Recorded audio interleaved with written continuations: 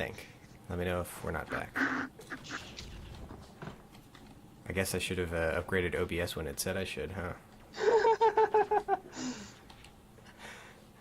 I was all like, remind me later, which I've done for like the past 8 streams. Has anyone had this where Windows sort of passively aggressively punishes you if you don't update? You mean beyond the passive aggressive punishment I get every day for using Windows? Yeah, like what it will do is it will start like suddenly it's like I tried to delete a folder last night and it's like, no, you can't delete this folder. It's in use. And I'm like, what do you mean it's in use? It's obviously not in use. And then I rebooted and it's like, oh, you have an update to install. And like that sort of thing happens to me. Like I'll have like websites that will stop loading, and like so like and every single time like my computer starts to like behave in a weird way, I reboot and it's like, oh wait, you had an update. I guess you should have done that earlier. I guess. I've never had that level of passive aggressiveness. Yeah, that's amazing. Yeah, no, it's pretty regularly. I think it's happened to me like 6 or 7 times so far. That's like mafia. That's not passive aggressiveness. That's like mafia tactics. Yeah, it's like shame if it's a nice file you have here. Shame if it was in use. It's like, what's going on? Yeah, I mean, I do think that that's just like kind of like aggregated incompetence. Like they kind of, have had a long history of having a system that kind of craps itself over time, and so they're like, well, the solution will just be to reboot every so often. And then they're like, hey, people are rebooting pretty frequently. Let's do a lot of maintenance when they do that, because Right. And that's my problem. I never reboot. So. Oh, do you really? yeah, this is I try not to either, honestly. 'Cause Turning off your computer at the end of the day is like a therapeutic action that, like, I'm done for the day. this is one of those 2 types of people things. There's 2 types of people. People who like close all their programs and like shut everything down and like save all the work at the end of the day, and then in the morning they open everything up and place it just so, and that's their little morning ritual. And then the other type of person just like leaves everything midway done, doesn't save, just like computer still, monitors on all night. That's me. Even the monitor on only you turn them. What do you? It shuts itself off eventually, like after like 30 minutes. It's called a screensaver. Look it up. I definitely close all my work tabs and work stuff, but I still use my computer after work, so, Alright. Speaking of therapeutic computer rituals, do you guys remember with old CRT monitors when you could degauss them? Yes. Oh yeah. That was a good Hey, ritual. that was so lovely. I wish they would add that to like LCDs for no reason, just because it felt so good. It was just like, and you're like, oh yeah, I must have had so much whatever built up. It was like cracking your knuckles. Exactly. Yeah, that'd be so good. But it actually made a difference a lot of times, which is why it was like so pernicious. It was just a cool effect. Then okay, but it was like actually like those pixels are a little sharper now. And if you tried to do it again, it would have like a weaker effect because it like whatever, it wasn't a problem anymore. That was so good. Yeah, although actually that was probably just capacitors not being charged. Now that I think about it. Oh yeah, you're probably right. I teleport to Francois and immediately see a mass of like 20 enemies chasing him. I'm glad that we have that. That's an amazing experience. Like you done it now. Does somebody want to help me fight this berserker? I think it's been a while since we fought one. Nice. Are you gonna survive though? No. Does he have a skull and crossbones? No, actually he doesn't. So. Huh. Well, that's an interesting suggestion from. I can drop a few gas clouds and help in some small way. He's chasing me though. I'm probably gonna die. Okay. Oh, thank you. There's a good suggestion for Neverclink to put the level text on the skull so it's bigger, which is interesting. It is there. You can see that this guy's level 10, but maybe it's not obvious. Ooh, wow! Somebody's doing a lot of damage. No, I want to heal you, but I can't. Now I'm gonna die. This Oh, is God. This is definitely the type of boss encounter that it's like, oh yeah, the team leveled up like during development of this game, because I love this boss encounter. Just like its attack patterns and stuff, and it's like, oh yeah, this is way beyond like the earlier stuff that I ever played. Oh, there's an arena. This is a good one to play if you guys can Yeah, man. hack it. I'll go in. Yeah, I'll do it. I love the arena. It's a tier 5. So this is actually a good stress test for the new potentially visible set system, because there's just so many units in here. So keep an eye on your bandwidth and the smoothness of units in here. Actually, I have a decent ping today. Nice. 200 milliseconds. Which for me Weather is good. decent. I am ready. You're ready. That's useful to anyone. So I guess that was my segue into talking about the potentially visible set system. Yeah. So this is like kind of an optimization. Basically, you know, we have like hundreds or thousands of things going on in the world at any given time. Now I'm gonna sneeze. Oh, okay. The louder it is, the better it is, right? So there's like thousands of things going on in the world, and if we were syncing all those things to you all the time, that would be a huge waste of bandwidth, and you know, you'd be rendering stuff you can't see, and blah blah blah. So we kind of have this thing called the potentially visible set, which is all the items that you could potentially see. And previously we just kind of had a really simple system that just looked at a list of all the enemies and all the units and all the players and said, okay, check how close are these things to each other. And that works reasonably well, but it has the problem that it has two problems. One problem is that it's a little slow because you're checking. It's an n-squared thing, because if there's 1,000 players, 1,000 units and 50 players, you'll be checking 1,000 times 50 comparisons, which is 50,000, which is a lot.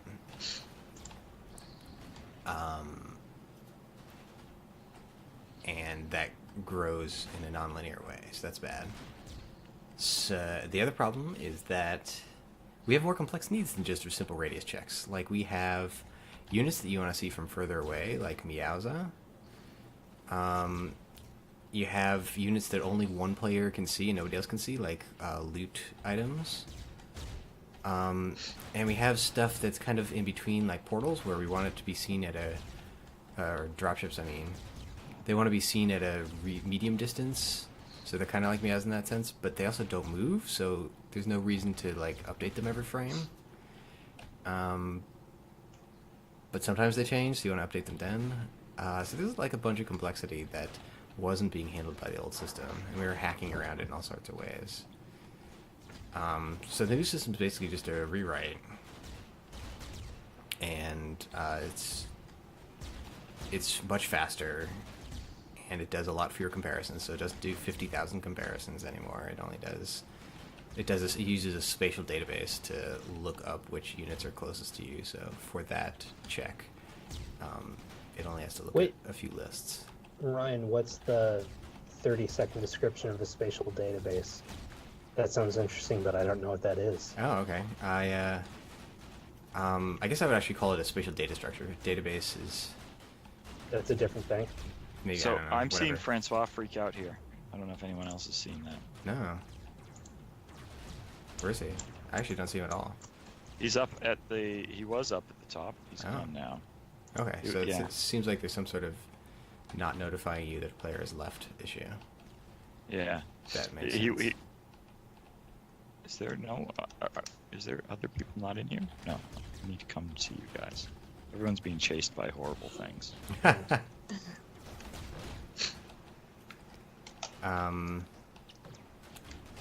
Back to spatial data structure. So, it's basically just like graph paper, and when it's a grid, and you put items in the grid cell based on their position. Okay. And then when you want to see like, oh hey, what's around this area, you just check the grid cells that are around that area. That's interesting. And Thank you. That was a good description. thanks. I'm trying to heal somebody and they keep running away. Sorry, Is it me? that's I me. feel like I do that. It is you. I'm just running away from my past. You're really hurt. I know. I'm just getting more. We'll meet up. So we do the spatial database to make the actual execution faster. The other thing we do is what it used to do is a kind of heart beating mechanism where if the server is sending an update to the client is like, okay, I know about this thing. And it kind of created this situation where the client would get a heartbeat for an item that, for an enemy that it didn't know anything about, and it would be like, hey, I don't know anything about that. Server, please tell me who that is. And it did that for every enemy. Which meant that, every time an enemy, you were flying around and an enemy comes, you're flying to the left side and an enemy comes into view on the left side of your screen, your client is asking the server, hey, tell me about that. And it has to go through a whole network round trip to get the basic information about that enemy.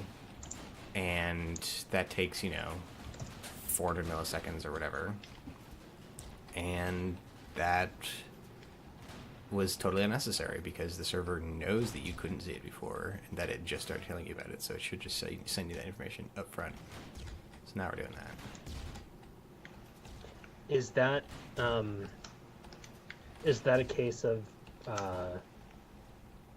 the system that we had in place before was just sort of like, hey, here's the rough early version that covers most of our needs, and once we need a better version, we'll do that? Or was it like, oh, hey, based on how the game was before, this was actually architected and considered, and it turns out it's not actually what we need, and now we have to write something new?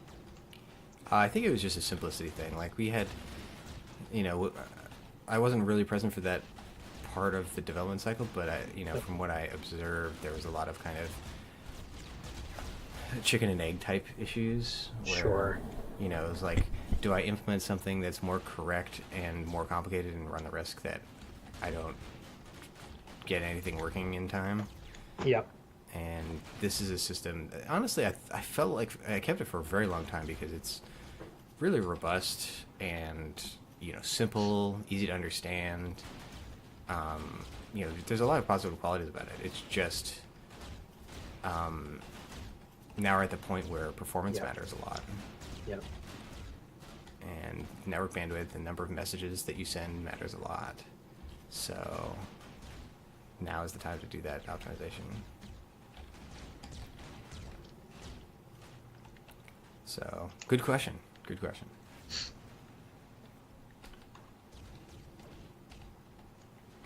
So far, I else haven't did noticed people any work on? slowdown on the enemies here, just for Yeah, no, whatever I it's haven't. worth. Cool. Yeah, we have a bandwidth throttle. We used to have one too, but it was disabled. So now we have one, and it's 7 bytes, 7 kilobytes per second on enemy position updates. And what it will do, if it exceeds that, is it'll start round robining. And so that means that it'll go through every enemy position just less frequently. So what I would expect to see is, at a time like this where there's just like crap loads of enemies, that their motion individually becomes a little jerkier. But because we have smoothing, you probably won't even see it because it's only missing like 1 frame out of 2 for each of them. In theory, we'll see.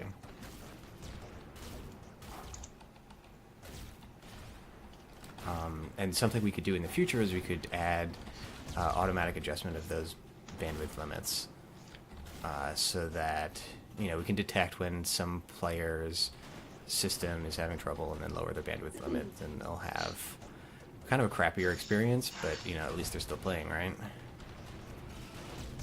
We could play around with stuff like that.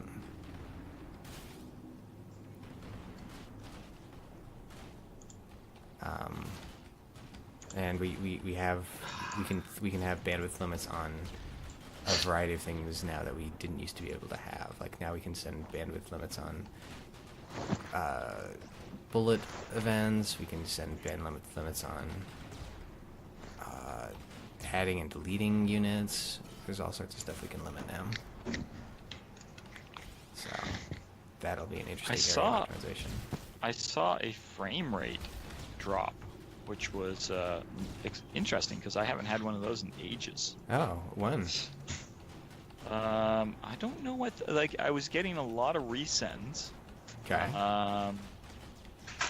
And I do have relatively high ping at like 400, so I'm not exactly the nicest person in this place. I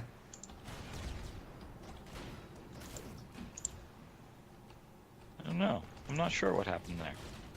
I did wander around and see that I had gotten a weapon drop as opposed to a normal health drop. I don't know if that should matter at all, though.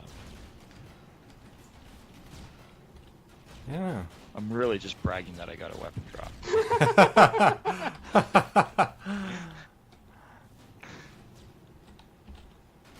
Yeah, it's getting pretty hot here. We're missing you two guys who died. That is sad. That is put us on parade for both of us. Oh, this giant circle of horrible people. So here's what I'm gonna do. I'm gonna collect everyone chasing me behind. Okay, yeah, then we can kind of team up like this. And then everyone else can do their thing. Because I haven't found the 180 on my... Oh yeah, wait, we should finish doing what people worked on because some interesting things happened this week. Yeah. Did they? I'm thinking of controls unless we're not talking about that. And I just we can talk about controls. Oh, did you? What's this? No, we wasn't can. We paying- can. Sebi's not here, so he wouldn't have had the opportunity to talk Oh, about that's that. Right. Yeah, let's continue with that. Shall we segue into controls? Yeah. So we're doing some control experiments. So one of the sort of like nagging pieces of feedback that we've had for a while, it's not that people are nagging us, it's like we sort of like nagging at our brains, is people are like, oh, why doesn't this play like a dual stick shooter? Like, okay, we know Realm of the Mad God plays like a dual stick shooter. We know there's a bunch of games we know. This sort of ends up being these standards in the industry. It's like, oh, I know how to play this. I've been playing this thing for 20 years, 10 years, whatever it is. Oh no, RDW died. Yeah. That was totally avoidable too. I was just spacing. And so we're like, well, we've got our control scheme. We're happy with it. But let's go and see if we can do some experiments. Because like I always think of an MMO as a big tent.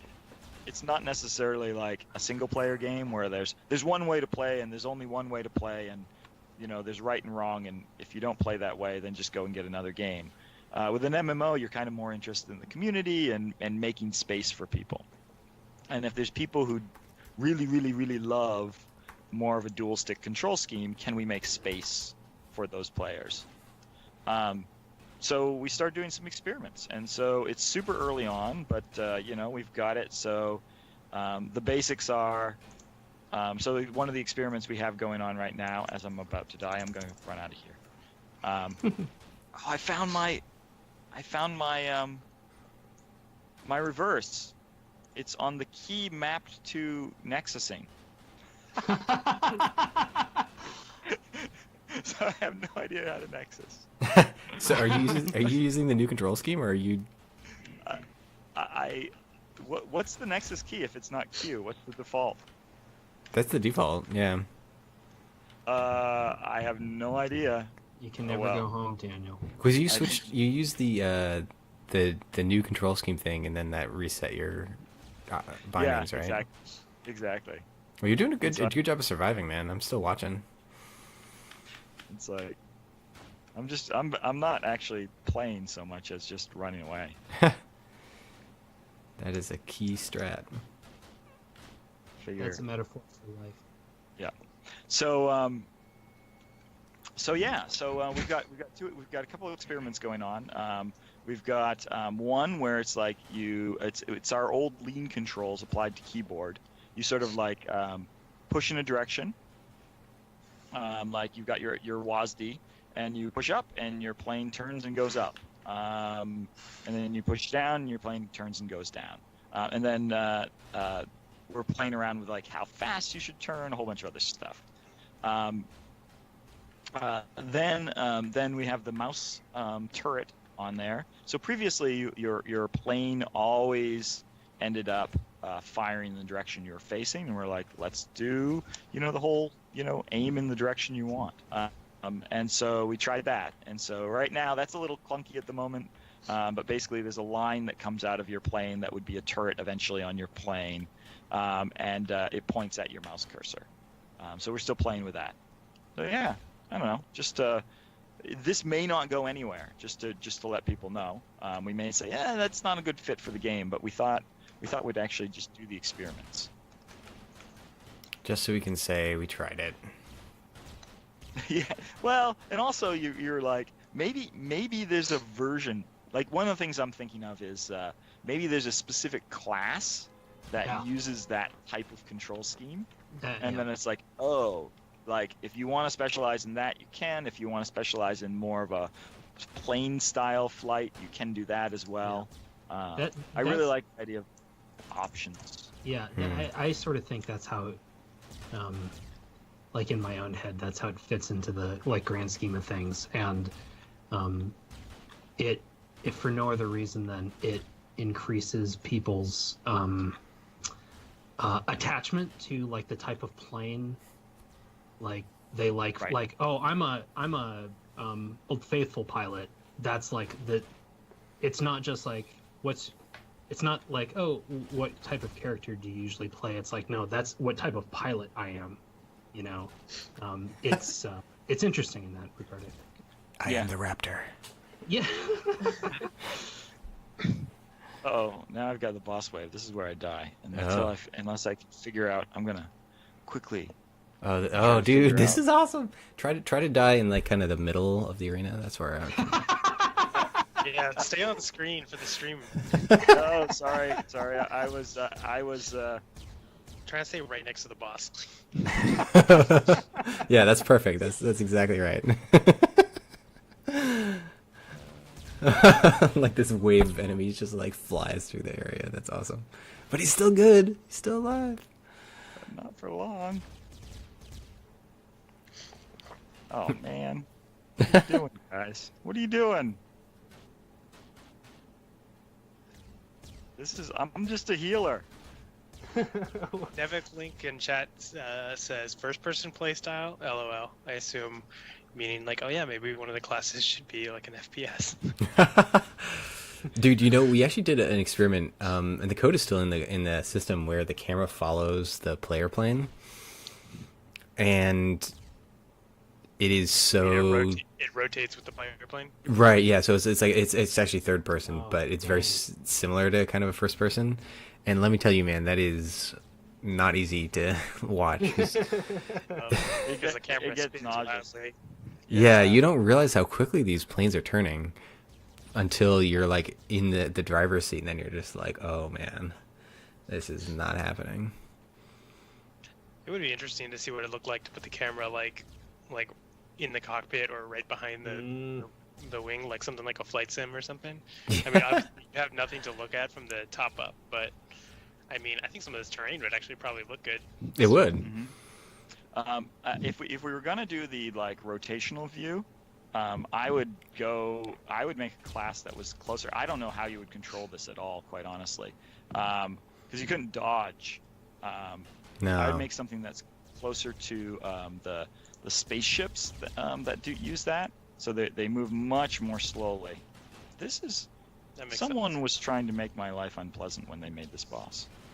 Nevik Link followed up with another good suggestion: VR Steambirds. Yeah. Oh jeez, that's a barf party if I ever heard it. You've got the little controllers, and you're just steering like this, or you're shooting in this direction. I can see all sorts of cool control schemes. I am damaging this thing, which is surprising to me. I want a class that turns the game into like a collectible card game. Yeah. And you don't enter the world at all. It's literally just like a tabletop game. We'll call it Gwent.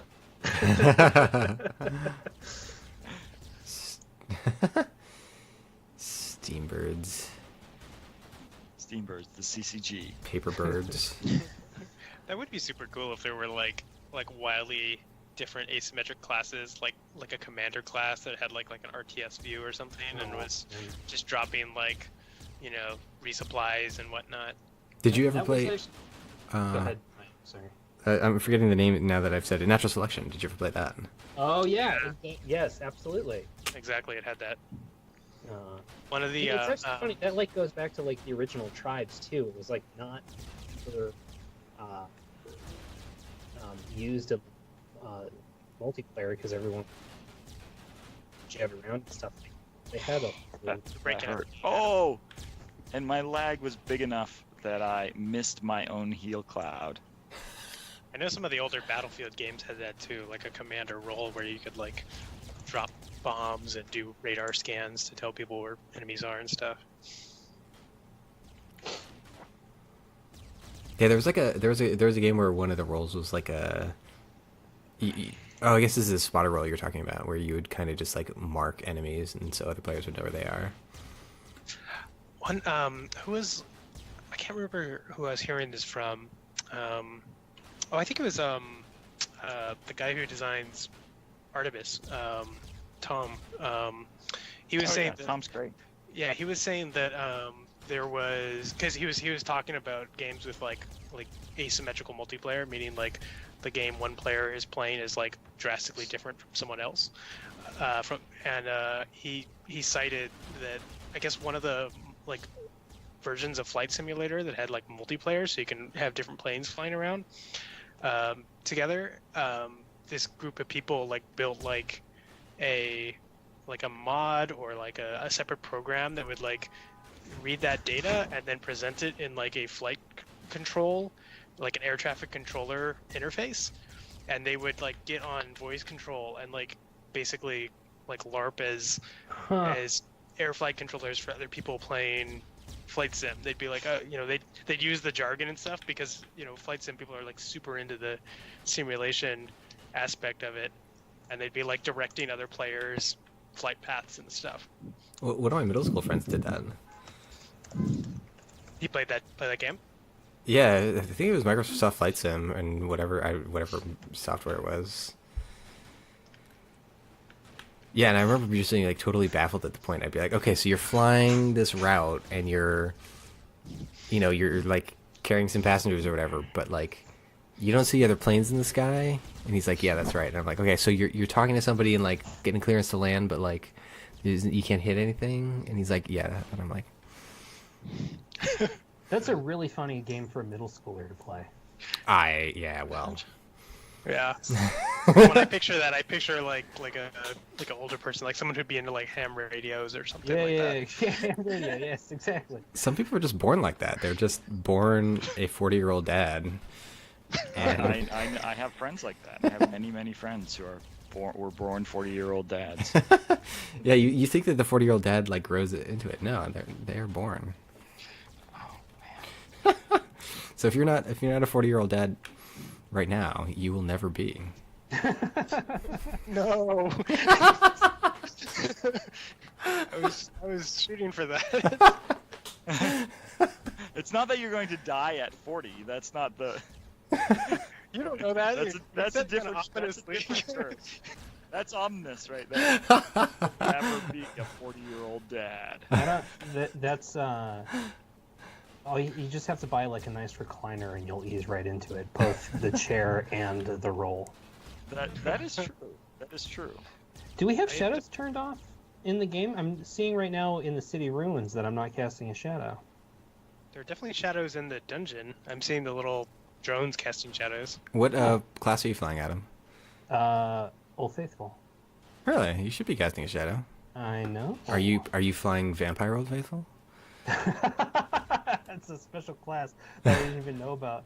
or 6 more weeks of winter, or whatever it is. Yeah, right. I don't know. I mean, I feel pretty good about our 40-year-old dad promise here, guys. Those couple jokes. The 40-year-old dad is strong with this group. yeah, Neverclink is making some dad jokes over in the chat too. So, good job. Good job. Or this 7-year-old says, "Hi, tired. I'm dad." That's exactly. Yes, basically, I know people like that. So, for some reason, T is set up to return home on this machine. All right, I'm out of here. Oh, okay. I'm out too. I'm teleporting. It was getting too hot for me. You kept it up for a very long time, dude. I was impressed. Hey, Daniel, have you been fighting the boss this entire time? I have. Oh, man, I've I just got it been down to half health, and then Good for you. they escalate, don't they? It declared a moral victory. I got away long enough. So that's one of the things that like we were sort of brainstorming in Discord, like horrible things that could be done or surprising things that could be done to people. And one of the ones that just has come up is you turn off the player's ability to escape. Like they become cursed for 10 minutes during the middle of a boss battle and they can't escape. And it's like, that would be horrible. That's a horrible thing to do. yeah, that would be. I feel like, oh yeah, that would actually be cool, but it's like kind of like a voluntary thing. Like if you don't get loot unless you do that or something. Yeah, you have to go into some special. I love how drink Daniel, special potion. I love how you like you mentioned that like without context. Like it sounds like we're just brainstorming ways to torture players. Like that is one of the Next. indie game development methodologies. Next, put the bird in the cage. Yes. So we have another question in chat. Neverclink asks, will players be ever able to change the color of their planes? Not that I have a problem with green and pinkish red. Oh man, that is amazing. I mean, well, first of all, I'll show our skins menu, where I have a few skins. Oh, but they're not unlocked. That's funny. Anyway, we do have skins. And I think we plan to sort of expand this system in the future. Quite a bit. That's actually like the next really big art task after the environment is redesigns for planes, and a big part of that task is designing our customization scheme. So yes, tons and tons of customization options, hopefully. No promises. But that is the goal. All different shades of green and And pinkish red. We're gonna have dark pinkish red. We're gonna have purplish pinkish red. greenish pinkish red green. Yeah. No. I think a lot of, like, we mentioned this last stream, but Adam's been doing a lot of like visual hierarchy where the the background sort of fades in out and you can still see the bullets, but then there's a lot of like visual space, like in terms of color range and shape range and like brightness range for the players' planes. So like you'll be able to recognize players really easily, but also because we're doing that, there'll be tons of creative space for us to make wacky planes, and it will still be a playable game. Mm-hmm. Yeah, that's really important. I'm really looking forward to that. Not that I'm tired of green, but I like creativity. We should have. Yeah, we should keep the like classic colors. The like magenta and green should be a skin that you can unlock. As like the people who were around that long, long enough to remember it. Like, oh yeah, that's the classic paint. Bam, roll it into the lore somehow. It's like some flight squadron. We should have skins that, like classic throwback skins that look like all the different variations of planes have looked like over the course of the development of this game. Yeah, there's so many of those now, right? Like stacked sprites, like just 2D. So actually, that's interesting. So I was actually just thinking that the green color scheme would be the default, and that all the other ones would be not default. So, but you're thinking of changing the default? I think probably in the long run, yeah. Okay. Yeah, I think so. Like we would probably want to settle on something that was more punchy for the default, just because That makes sense. Yeah. it'll These guys look are kind better of- in like day one screenshots and stuff like that. You know. Right. You're worried that these guys are kind of like Battlefield-y. Yeah, well, not even necessarily Battlefieldy, just like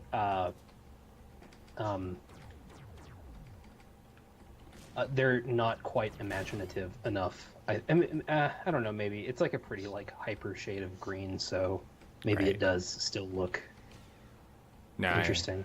I don't know. You need to use the word Zaz somehow here. Yeah, I know. It's like it doesn't quite look zazzy enough. I do think that like we would want for our default, we would want something that sort of communicates like, oh hey, this is super colorful, and I'm either super into it or I want to dive into the options to see if I can change it. You know, and right now I feel like this is kind of just riding a middle line of like, oh yeah, that's a plane. Yeah, I mean, Some that follow-up was the goal at the time. Yeah, exactly. Sure. Yeah. Yeah, it was an follow-up interesting time questions? because it was like, okay, the enemies can look like anything, so the player planes have to look like something specific, or everything looks like an enemy. So, cool. Well, I'm glad. I am very pumped about this, as I've said. Sorry, Pat, you were saying.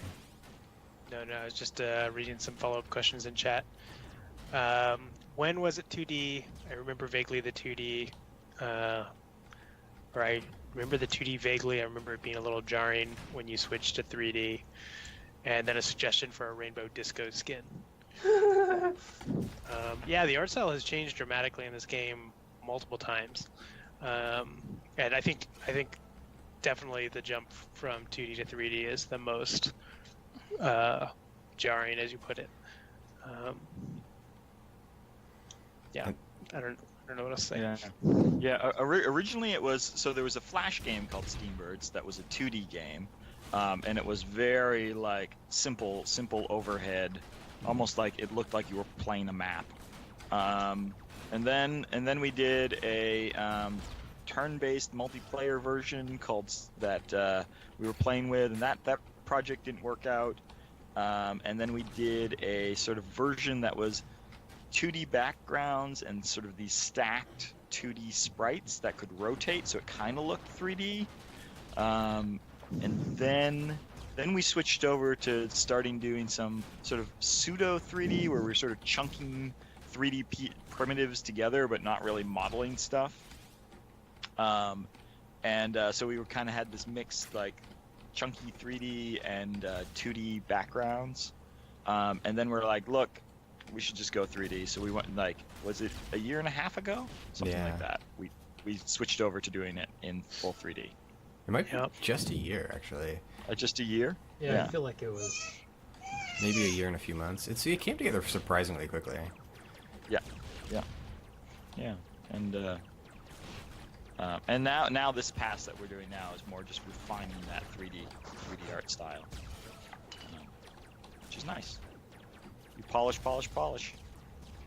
Yeah. It's go. Yeah, I mean, it really feels like Unity is an engine that is designed for 3D, and you're just rowing upstream if you're doing something other than that. Yeah. Yep. Which is funny because most of our other games are in Unity and 2D, but they're all like, they're all simpler. I don't know if simpler is the right word, but more mobile focused. Yep. Right. Well, and like they have, the camera angle matters a lot, right? Like for Steambirds, we always had a angled camera, even when it was 2D. Mm-hmm.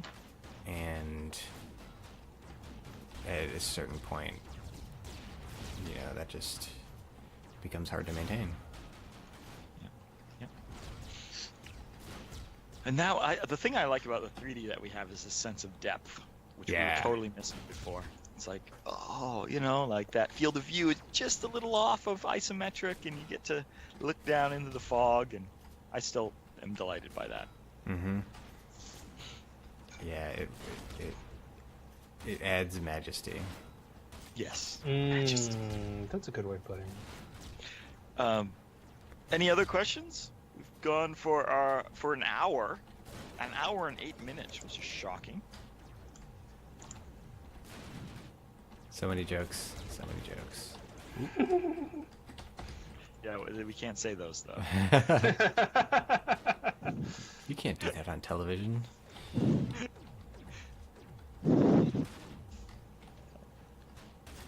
Cool. Yeah.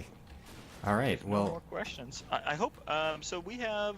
I guess I don't know if we'll have another stream next week. We're getting into the holidays, and I know people are starting to take off here. So we'll I think we'll try to do a stream next week, but I don't know. That may get canceled depending on how many people are around. yeah, we'll That's see. but that's the 22nd. Yeah. Yeah. I won't be around since I'm taking my long vacation starting Yes. this Friday. So Yes, a much deserved vacation. I mean, yep, Yeah. that's how it works, right? You get close to shipping a game, and then you take a break before you ship. The traditional sequence of events. well, since this is your last stream in a little while, like, I raise my coffee mug to you, Ryan. Mm-hmm. Thanks. Thank you for everything. Cheers. It's been a pleasure working with you guys as always. So keep being awesome, even when I'm not there to appreciate it. We will hold down the fort, Nice. the sky fort. But you know, The Sky Dome. We'll hold the Sky Dome open. Oh, one more question from Neverclink. Are there any Easter eggs in the art? Ooh, in the art? I mean, that defeats the purpose of an Easter egg if I just tell you. Oh, that's a good answer. Can't argue with that. yeah. I mean, we should think about that. You know, like once you decompile all the code and you find that there's, you know, some ornate scene that took you 3 months to model.